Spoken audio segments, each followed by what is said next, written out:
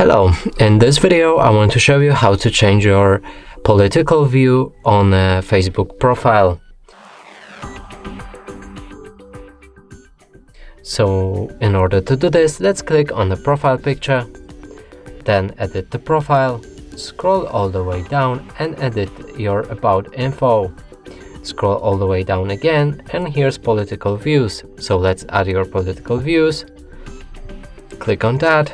Here you will be able to find whatever you want.